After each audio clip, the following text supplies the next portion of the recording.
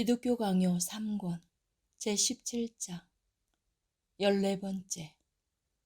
경건한 자들은 자기들의 행위를 받아주시는 하나님의 관용을 신뢰하기 때문에 그것을 악인들의 행위와 비교해서 자랑으로 여김. 그런데 우리의 맞서는 자들은 다음 구절을 거론하면서 신자들이 자기들의 의에 대한 심사를 하나님의 판단에 맡겨 담대히 받고 있다는 점을 부각시킴으로써 의가 율법의 행위에 있음을 논증하려고 든다. 여호와여, 나의 의와 나의 성실함을 따라 나를 심판하소서.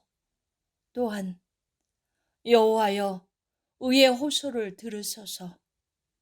주께서 내 마음을 시험하시고 밤에 내게 오시어서 나를 감찰하셨으나 흠을 찾지 못하셨사오니, 또한 여호와께서 내 의를 따라 상 주시며 내 손의 깨끗함을 따라 내게 갚으셨으니, 이는 내가 여호와의 도를 지키고 악하게 내 하나님을 떠나지 아니하였으며, 또한 나는 그의 앞에 완전하여 나의 죄악에서 스스로 자신을 지켰나니, 또한 내가 나의 완전함에 행하였사오며 여호와여, 나를 판단하소서.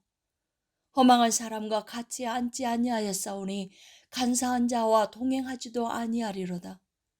또한 내 영혼을 죄인과 함께, 내 영혼을 살인자와 함께 거두지 마소서.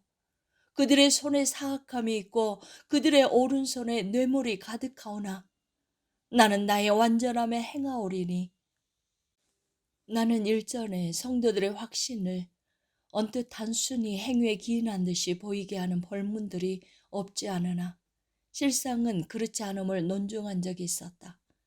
이 경우에 있어서와 같이 여기에서 우리가 취택해서 인용한 여러 구절들도 그것들이 증언하는 바를 그것들 자체의 문맥을 쫓아서, 혹은 세상 어조로 말하자면 상황에 맞춰 받아들이면 이해하는 데 별 어려움이 없을 것이다. 이러한 본문들이 제시하는 문맥은 이중적으로 파악되어야 한다.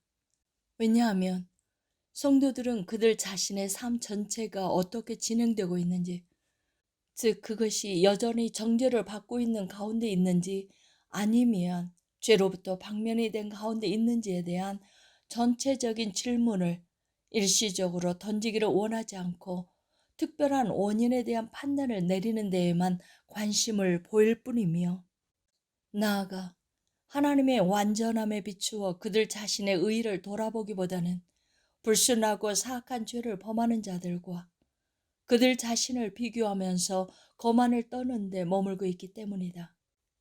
먼저 사람을 의롭게 하는 것이 문제가 될 때 어떤 특별한 사안에 대한 선한 원인뿐만 아니라 삶 전체에 있어서의 의에 대한 모종의 영구적인 조화가 요구된다. 그러나 성도들은 자기들의 무죄함이 하나님의 심판을 통하여 확정되기를 간청할 때도 그들 자신이 모든 허물로부터 자유롭고 모든 부분에 있어서 비난이 없음을 주장하는 것은 아니다. 오히려 그들은 자기들의 구원에 대한 확신을 오직 하나님의 선하심에 굳게 묶어두고 가난한 자들이 의당히 받아야 할 것을 받지 못하고 공평하지 못하게 고난을 당하는 것에 대해서 하나님이 보복하시는 분이심을 신뢰하면서 그를 찬미하며 무죄한 자들이 애매하게 억압을 당하고 있는 그 원인을 하나님께 가지고 나아간다. 다른 한편으로 성도들은 자기들의 대적자들을 하나님의 심판자 앞에 불러내기는 하지만 자기들의 무죄함이 하나님 자신의 순수함에 상응할 수 없음을 엄중히 받아들이고 그만큼 자기 자랑을 자제한다. 그러나 그들은 자기들에게 맞서는 자들의 악이 사악함, 교활함, 불법과 비교해 볼 때 그들 자신의 순전함, 의로움, 단순함, 순수함이 하나님을 기쁘시게 한다는 것을 알기 때문에 두려워하지 않고 하나님을 부르고 그가 자기들과 자기들의 대적자들 사이에 심판자가 되시기를 기도한다.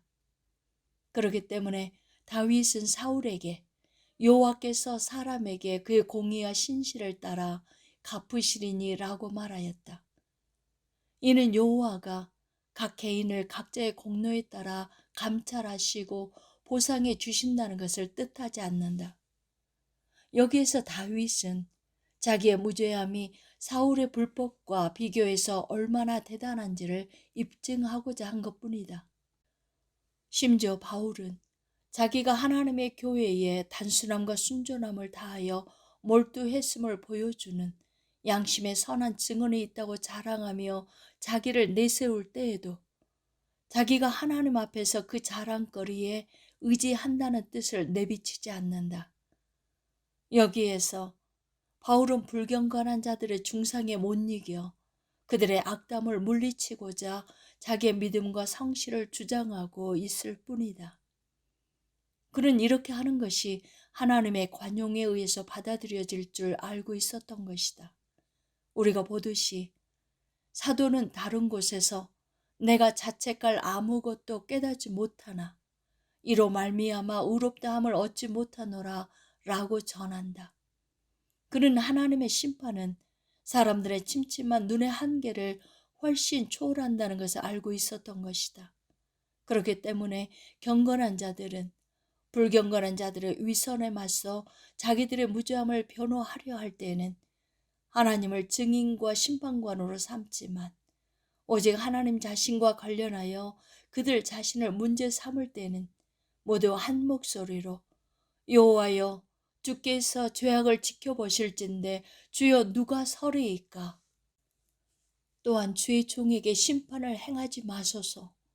주의 눈앞에는 의로운 인생이 하나도 없나이다 라고 외친다. 그리고 그들 자신의 행위를 신뢰하지 않고 주의 인자하심이 생명보다 나음으로 라고 기꺼이 노래한다. 15번째, 신자들의 현세의 삶에는 완전함에 이르는 진보가 요구되나 완전함은 없음. 위의 본문들과 다르지 않는 그 밖의 말씀들이 있어서 여전히 어떤 사람이 빌미로 삼기도 한다. 솔로몬은 온전하게 행하는 자가 의인이라, 또한 공의로운 길에 생명이 있나니 그 길에는 사망이 없느니라 라고 전한다. 같은 논법으로 에스겔은 율례를 지키고 의의를 행하면 의로운 삶을 살게 될 것이라는 점을 분명히 보여준다. 우리는 이 모두를 부인하지도 않고 그것들에 대해서 의구심도 갖지 않는다. 그러나 이러한 순전함을 지닌 사람이 아담의 후손 중에 하나라도 있다면 밝혀보라. 그 누구도 그런 사람이 없을진데 누구나 할 것 없이 하나님 보시기에 멸망 가운데 머물러 있지 않으려면 그의 자비를 피난처로 삼아 도망쳐야 한다. 한편 신자들의 순전함은 비록 반쪽에 불과하고 불완전하기는 하지만 불멸에 이르는 단계가 된다는 것 역시 우리는 부인하지 않는다. 그러나 주님이 자기가 은혜 언약 속으로 받아들인 자들의 행위를 샅샅이 들춰내기보다는 오히려 부성적인 선하심으로 감싸주지 않으신다면 과연 행위로 공로를 삼을 방도가 있겠는가? 이렇듯이 행위는 받아들이는 은혜에 의해서 그 자체의 가치를 지니게 된다. 스콜라주의자들도 이런 가르침을 가지고 있다. 그러나 그들은 신자들의 행위가 그 자체로는 율법의 언약에 따른 구원의 값을 충당하게 적정하지 않지만 하나님의 받아들이심에 의해서 그것에 필적하는 값을 지니게 될 만큼 고상해진다고 우리와 다른 주장을 한다. 왜냐하면 우리는 신자들의 행위는 각각 그 자체의 오점으로 인해서뿐만 아니라 다른 위반으로 인해서도 더럽혀지기 때문에 주님이 이 모두를 관대하게 여보시고 그것들의 은총을 베풀지 아니하시면 즉 그것들의 행위자인 사람에게 값없는 의를 베풀지 아니하시면 그 어떤 가치도 지닐 수 없다고 말하기 때문이다. 여기서 사도가 신자들을 위해 기도하면서 주의 날에 흠잡을 것이나 책망할 것이 없는 그들의 완전함을 얼마나 절실하게 원하고 있는지를 보여주는 말씀들이 때맞춰 제시된다. 한때 코일레스티우스의 추종자들은 이 말씀들을 강력하게 몰아붙이면서 이생의 삶에 있어서의 의의 완전함을 주장하였다.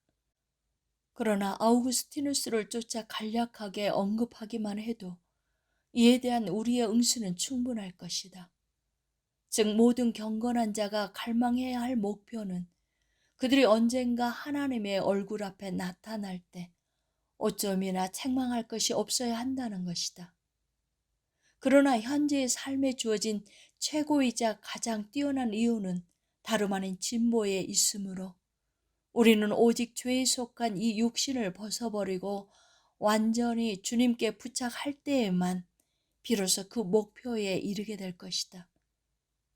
그럼에도 불구하고 나는 성도들에게 완전함이라는 칭호를 돌리고자 하는 자를 그가 이를 아우구스티누스의 다음 말로 정의하려고 하는 이상 끈질기게 논박할 마음이 없다.